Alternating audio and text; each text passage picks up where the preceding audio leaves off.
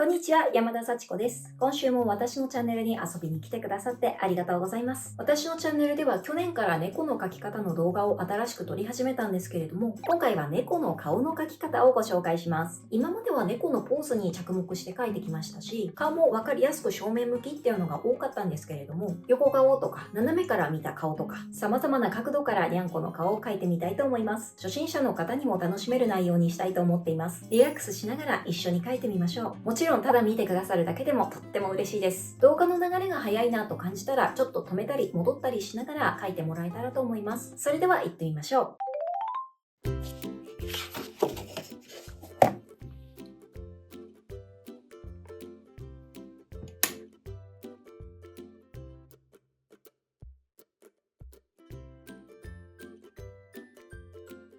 まず、猫の顔の基本的な形を捉えてみましょう。で、その後に目とか鼻といった細かいパーツを加えていきます。基本的な形といっても、丸と三角です。お察しのように、丸は顔、三角は耳を表しています。一番最初は正面向きの顔を描きます。丸を描いたら、声援を意識しなくていいです。おおらかにいきましょう。その上側に2つ三角を生やしてください。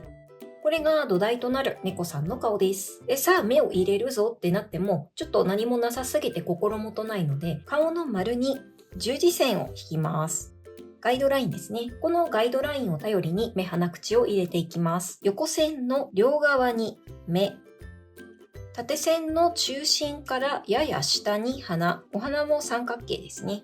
そして鼻の下から口へとつながっています。そして髭は口の上。このゾーンと目の上から生えています。どこまで描きたいかっていうのは人にもよるのでお好みで描いてみてください。まだ当たりの段階なのでそんなに正確な位置とかは気にしなくて大丈夫です。そしたら形を整えていきます。顔の丸と三角のお耳をつなげるような感じで猫の輪郭を作っていきます。このガイドラインの十字線も最終的には消しちゃうので、あくまでもね、目安の線として考えてください。そして目は、目尻を上げて目頭を下げると、簡単に猫目を作ることができます。